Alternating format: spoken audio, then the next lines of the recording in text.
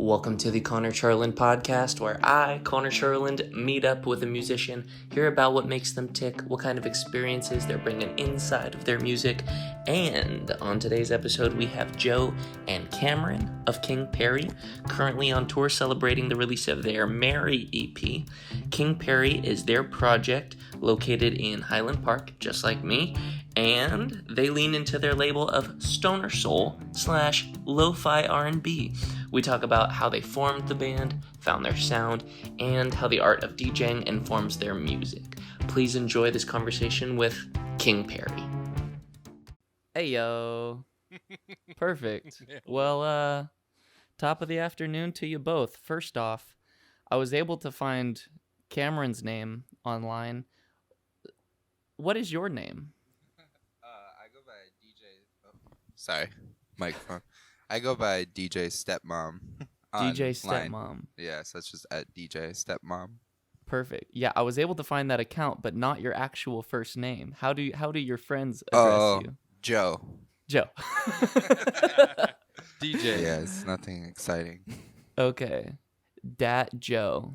That's what I'll refer to as. DJ. Okay. DJ. Okay, perfect. So it sounds like you guys moved from Minneapolis to Los Angeles. When was that move, and how's it going so far? The move was in November of 2020. Yeah, so we moved here a little over a year ago. Wow. Right before things got really bad here Yeah. with COVID. Yeah, but that kind of gave us an opportunity to get to know the neighborhood. So we live in Highland Park. That's where I live. Oh, no way. We're neighbors. Oh, whoa. Come on. I didn't know you lived in LA. Okay, cool. That's Well, we're right crazy. next to each other. We should walk Awesome. sometime. Yeah. Great. Yeah, Yeah. you should make an appearance in our Zoom right now. Just walk over real Yeah. quick. Yeah. Just pop over quick. Yeah, that's great. Wow, we're all neighbors. Okay. Perfect. Okay, great. And how has it been adjusting to LA? What prompted the move for you guys? I think the pandemic was a big part of it because we both kind of had things going in Minneapolis, and then just with the pandemic, everything cleared out. So, yeah, that was a big part. And we just the weather is really nice here, and especially coming from Minneapolis. But yeah, I think mainly I really just wanted a change. So you come to Los Angeles. Tell me, even before that, how you two got together. How did this band get started? Yeah, so in 2019, well, so first, Joe and I have known each other for a long time, 9 years, 10 years, something like Nice. that. Great. So in 2019, Joe randomly started texting me these instrumental demos of stuff that he was creating in his bedroom. They were super funky and psychedelic and lo-fi and and it just sounded like music that I've been wanting to make for a long time. We decided we're hey, let's hang out and write some stuff. Cool. And so we got together and put together Sunshine in a couple days, and then we were this is tight. We should make a band. And so yeah, it was super. It just all came together. It wasn't planned. It was just sort of hey, let's hang out. We've never tried writing together. Let's just try it. And then we just kept writing songs. That's great. And That's- how do you yeah. guys? Yeah, seems like you guys. I watched one of your sessions where it's just the two of you out on that porch, and then I also watched another. It's an hour long or half hour long session of you guys playing out in Minneapolis on that rooftop, and that was with a full band. When do you guys like to branch out outside of the two of you, and when do you like to keep it just the two of you? Yeah, it just depends. So if we're doing a show, especially Twin Cities things, it's sort of just depends on what we are able to do. We prefer to do all four if we can, all the time. And during the pandemic, it was a lot of those videos that we did were kind of out of necessity because we weren't really spending a lot of time around other people. Right. And it was we had just started the group not that long before the pandemic, and Joe and I do all the writing and recording and stuff. So it's at that time it just it was all right, this is the only way that we know this music. And then once we started playing more shows, it was all right, bringing in drums and bass felt that was definitely the move. So yeah, whenever we can get the 4-piece, we try to do it, and sometimes we don't. It depends. Nice. Yeah. There are so many buttons when you guys are playing together. It was I was trying to get a grasp. I was like pausing and trying to take in your entire setups. The vocal processing that you do is quite robust. Would you mind giving me just like a quick download of like what it is that you're doing vocal processing wise when you're doing that live? It reminds me of a lot of the Reggie Watts stuff that I've seen. But it's also it is also very, very unique. So I have no idea. Yeah, so the vocal effects thing is something I'd been wanting to do for years before this project, and then again, like the first time that Joe and I hung out, Joe was like, "Hey, let's like try putting your vocals through these guitar pedals," and I was like, "Dude, that's what I've been wanting to do for years." But it was just like having like the just like the like freezing up, you know, because it's like, all right, I want to do effects for my vocals, and it's like, okay, do I use guitar pedals? Do I use multi-effects pedals? Like, literally as soon as that split my brain, it's just like, I don't even know what to do. Like, I don't know where to start, and I don't want to spend money until I know. Right. But anyway, so once we started messing around, then it was super easy because it was like, oh, I really love how this reverb sounds. So I got the Strymon Flint, which is the reverb that I'm using, and then so I use the Strymon Flint. I use the Strymon El Capitan, Cool, for like the tape echo for the live stuff, and some of the recorded stuff, and then some of the recorded stuff. Joe has a Echoplex and a Space Echo, so we'll actually use the real thing. Touring with that would be a bad idea. Why is that? It would look cool. It would look cool. They're huge and very expensive. Okay. And would pretty immediately get destroyed. Okay. Gotcha. But the tape echo pedal that I use, I think, does a really good job at emulating it. And yeah, so usually for when I'm doing live, I'm usually just using like just a delay, tape delay, and a reverb for the live stuff. Then when we record, there's like a few other things that I might potentially add to the chain.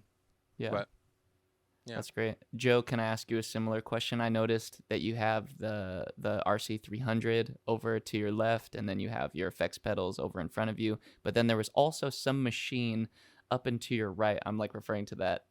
It was like a Q session or whatever. I'm trying to remember. It was like out on the porch. It was like you had.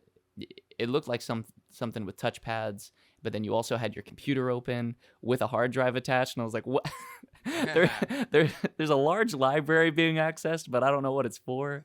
So that was like a particular thing we did that one time, but I did build like a loop of Sunshine that time, so I put down, so that's why I had the loop pedal. So cool. I did like drum, so that's a drum machine with the touchpads. It's called the DX, Oberheim DX. It's like an 80s drum machine. And that's like the whole EP is actually that drum machine. So that's the only drums on it. But I'll run the drum machine through guitar pedals a lot. So kind of makes the drums different from track to track, you know? Yeah. But yeah, for that I looped drums and then put down the bass and then put down the guitar part on the loop pedal. Cool. But that loop pedal, I think it keeps breaking. So I think it was broken on that session too. I was like, yeah. What's wrong with it? It just like glitches out really hardcore. Okay. I remember I tried to like on that Q session, I was fading out the track, but the fade out just wasn't working. So I just like, I don't know how we stopped it, but just turn the volume down on the master. The branding for your band is like one of the best brandings I feel like I've ever seen for any band. And this is like including all the like it's like up there with like Silk Sonic branding for me, where I'm like, it's so cool to have not only plush toys of yourself, but animated music videos of yourself performing. Like how, I mean, I imagine we're around the same age, like around 30. So like a lot of Nickelodeon, a lot of Cartoon Network influences, but like what made that so important to you? I imagine it wasn't cheap to commit to a fully animated custom music video. Yeah, I feel like it was honestly like it was like the music that dictated it. for both of us, because we didn't like, again, and like the whole project, it's like we didn't go into this project expecting it to be a band. I was talking to someone about it recently, and I feel like it was more like you were sending me stuff, and it was like, oh, maybe I could sing on some of your stuff. Like, oh, I could like be featured on. We wrote stuff, and it was like, oh man, this should be a band. Yeah. So like nothing was like thought out beforehand, and then we wrote and recorded Sunshine. I don't remember which of us brought it up, but someone was like, oh yeah, I'm like seeing like these colors and like bright whatever, and then the other person was like, oh yeah, me too. And so it was like we both individually had like a visualization of what the music sounded like, and then from there it was like, yeah, like making like an animation for this would be sick. Yeah. So it was really like the music. I mean, for both of us, it was like immediately, I guess, what we both thought it was like a similar color palette and like this kind of animated, like world kind of thing. So we started with the one video, and then it was like, all right, now that we're writing these other songs, let's build out the whole thing. What was it like settling on cartoon caricatures of yourselves? Was that like what? Can you remind me the animator's name? Is that sorry, I couldn't find his name. Oh, it's okay. Jake Huffcut is his name. Jake Huffcut. Nice. But yeah, I think I found him on Instagram. I think someone just put made an ad with their music on Instagram, and I ended up following it because I was like, well, this is so cool. And then I was like, wait, when we talked about animation, I was like, I saw this one thing on Instagram that really caught my eye. I don't even remember the name of the person who did it, or but I ended up tracking it down. Yeah. Or like, wow, this is perfect. And he lives here, and it was in Minneapolis at the time. We just got together with him, sent him the Sunshine, and then he was like, wow, this is amazing. I can't wait to do this. And then we didn't talk about anything. Really? Nothing of Just what send to him the do. lyrics. Did you That was send it. him pictures of yourselves? How did it? Yeah. We sent Okay. pictures. Nice. Yeah. Yeah. just was And he guessing, yeah. guessed our images kind of perfectly. Just nailed it. It's amazing. Incredible. Yeah. No, we just sent him pictures and then lyrics. Yeah, and so for Sunshine, for most of this stuff, there's been a couple videos where it's been like, here's a storyboard, like this is what we want. But for most of it, it's just been like, here's the lyrics, and he has this world built. He like created an entire world around incredible. the songs, which is super cool. Yeah, it's really trippy stuff. I'm impressed by like there are certain parts where he's just like doubling the animation in a mirrored image just to like help fill the frame. Anytime I'm noticing that, immediately he takes it away and then does more custom animation. It's just so impressive. Where I'm like, this is an incredible amount of work that this person is doing. Yeah. And it looks so good on your vinyl in the center. Like watching that spin looks so good. So congratulations on having the coolest merch Hey, thank you. known to Thank man. you. Shout out to Appreciate Jake. that, yeah. Yeah. Tell me about it seems like you both are DJs? Yeah. I'd say that. I will confidently say that we're both DJs. DJ Stepmom is very good. Okay. I'm in training. I'm learning. Okay. So Yeah. DJ Stepmom is the master and you are Padawan? Yeah. Okay. Absolutely. Yes. Perfect. The So force was that is in me. Yeah. Yeah. So over at the Gold Line the other day, that was DJ Stepmom. That was not a Cameron set. Correct. Oh yeah, that was like Gold Diggers, but we do Gold Diggers, that's one. Yeah, we do DJ at the Gold Line. I actually work there too, so. Oh, it's, cool, nice. Yeah, Mm-hmm. Yeah, we're But yeah, doing we May would- 7th. we're doing May 7th at the Gold Line. Yep. So. Awesome. Like I have one DJ experience that just Nice. happened this last weekend where Oh. a buddy of mine was going to do a Spotify playlist for his wedding reception. And I was like, well, I already do a lot of wedding music. That's like kind of my day job is doing wedding music. So I was like, okay, well, I will learn the DJ equipment and I will be at minimum better than Spotify on crossfade. That's my goal. Nice. I feel like I achieved it, but I'm like, if you were to call me a painter, it'd be like a 4-year-old just like jamming a brush into paper. That's like, that's what I am in the DJ world. Yeah. And that's a stretch. How how do you feel like DJing influences your music and what it is that you do? Like, obviously, DJs bring people on a journey, and you're keeping them in a vibe for a long period of time, and you're changing that vibe. But like, what else do you feel like really impacts either your performance or the way that you think about writing or developing a set? Yeah, that's a good question. I think a big part about DJing and how it translates to making music is just, as a DJ, you want to find music all the time. You know, it's kind of like your job, even if you're not DJing, you're finding music, so to DJ. So just having that eclectic taste really had a big part on King Pari, I think, where I was like, well, I really like Prince, but I really like psychedelic, like, you know, the Unknown Mortal Orchestra right now, and then house music, and all that goes into the music for sure. Yeah, and flow. I don't know, maybe it's some subconsciously, you know, when you're building a live set or deciding the order of the songs for the EP, you know, the DJ stuff is in there. Yeah, I think totally. And like the first thing you said, like about you're digging, you're exploring, and finding new stuff. It's crazy. Like I had never done any DJing until we went up to this one cabin one time with a group of people. That was my first joke. My first lessons with DJ Stepmom were like 4 a.m, partying super hard. Jeez. And we were hanging out. And he had just showed me how to do stuff. He's like, "All right, man, you got this." And then I had like my first like hour set, and I was like, cool. I had so much fun. But yeah, since then we did stuff during the pandemic, and like my first public DJ gig was at the Gold Line, which was wild because I didn't know. I mean, I know it's like an amazing place, like, you know, but I didn't know that like a lot of people are like too scared to DJ there and stuff. Yes. Cause it's, yeah, like, really that's what I learned. intimidating. Yeah. Yeah. It's like prestigious a little bit. Yeah, super. And like, but like for me to go into it that way and not know was much better because it was just super fun. We had a blast. But you choose from the collection, from Peanut Butter Wolf's collection. Oh, wow. And at first I was freaked out, but then it was like, nah, man, this is awesome. Like, I didn't know a lot of the stuff, but it didn't matter because like everything was awesome. And you're just like, again, you're exploring, you're just picking through stuff. Look at the cover. It's like, this looks super crazy. Let me cue it up. And then you're going to find something that's going to be cool. Yeah. You know, and if that doesn't work, it doesn't matter. It's chill. Find something else. Yeah. Super fun. I guess I've always thought too that I want my music to sound like I'm a music fan before I'm a musician.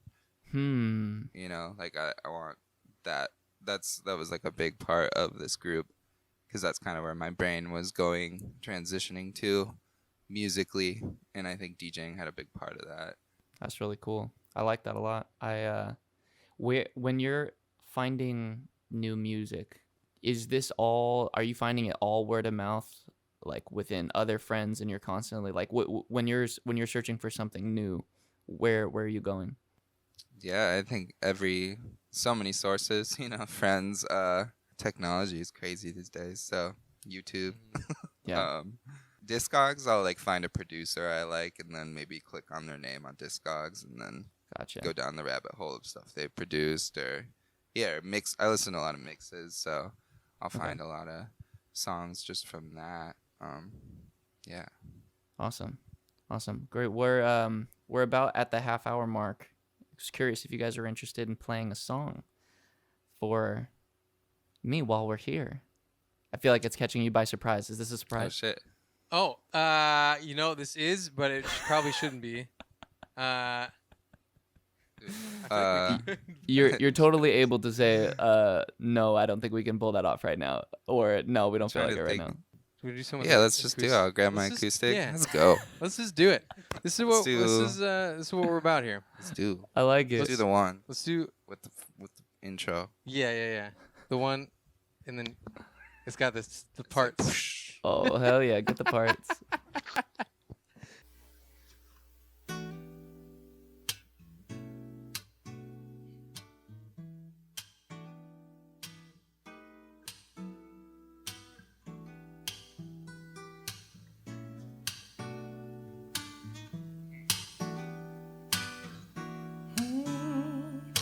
Do you spend the night all alone with your problems? Know that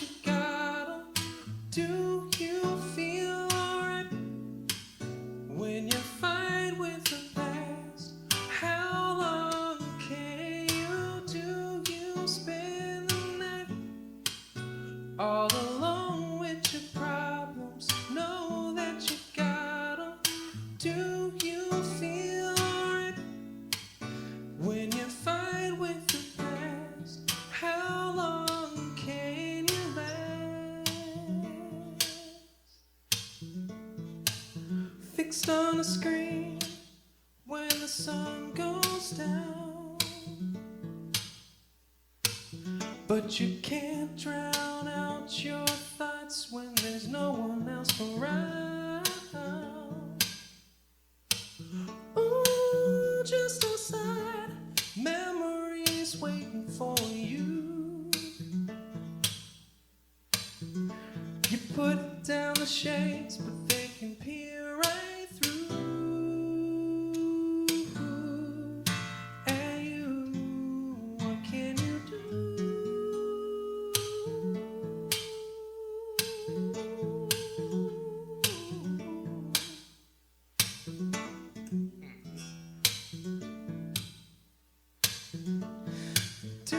You spend the night all alone with your problems? Know that you got 'em. Do you feel alright when you fight with the past? How long can you do? You spend the night all alone with your problems. Oh, do you fill up your glass so you can fall asleep at 2? Would you be drinking the same if she was there with you? Ooh. Can't look away, can't look away. It's in your brain. Can't look away, can't look away, can't look away. It's in your brain. You wanna look away. Can't look away, can't look away. It's in your brain. You wanna look away. Can't look away, can't look away. It's in your brain. You wanna look away.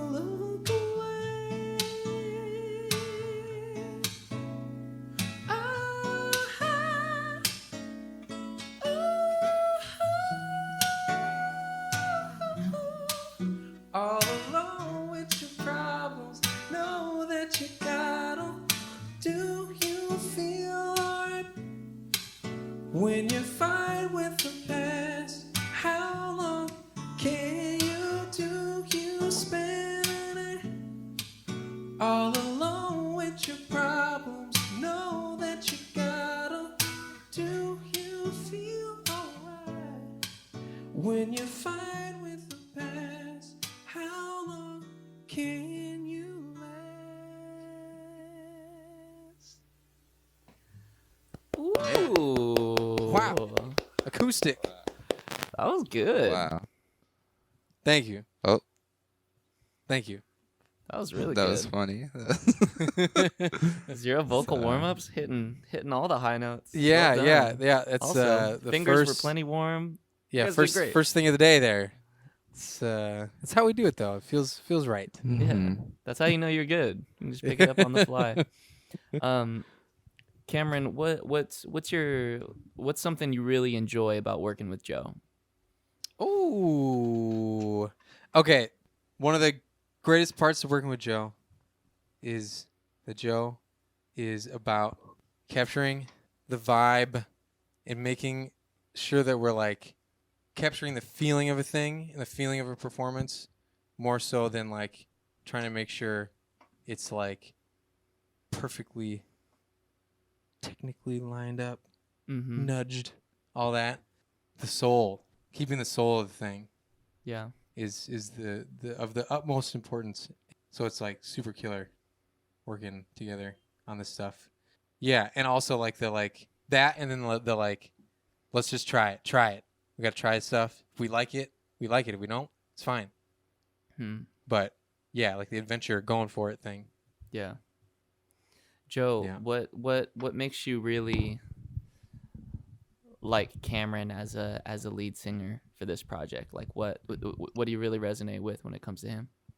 Oh man, yeah. I mean, his voice is amazing, and like I don't know a better vocalist, to be completely honest. Ooh, take I don't know that, one. every other vocalist you know. Bam, bam, bam. But it's cool. Well, sorry, my It's Shout just out been John. crazy Shout out here. Cassandra. You're worse. Yeah. You're worse. You're worse. No, he's just like he's also like, he knows music really well, so anything I send him, he's just like knows what to say. Like he knows what notes are right, and what notes are wrong, and so it allows me to just like throw whatever I want in the track. And he's just like, whoa, that's crazy. And all these things with it. So yeah, and I think the friendship is a huge part too. It just allows the music to be free and fun, right? Free and fun. Yeah. Couple free and fun friends. Triple F for you. So That's wonderful. That's wonderful. That's theme of the day. that's so important to find, and I think that's such a gift to like find in life someone who you vibe with that well. That's really important. You can either go best or worst here. What's like either the best or worst advice you've received about your music career? That's a good question. I feel like people have more answers to the worst one, which is cool, because then you can take that. Are you saying like about individually or about the band? Either one. Just whatever you've heard. I don't know. This is guess what I want to say, but I advice. don't know. I don't know. Yeah, I don't know yeah. if it'll Shout give out to away. Cassandra and John. They told me the other day.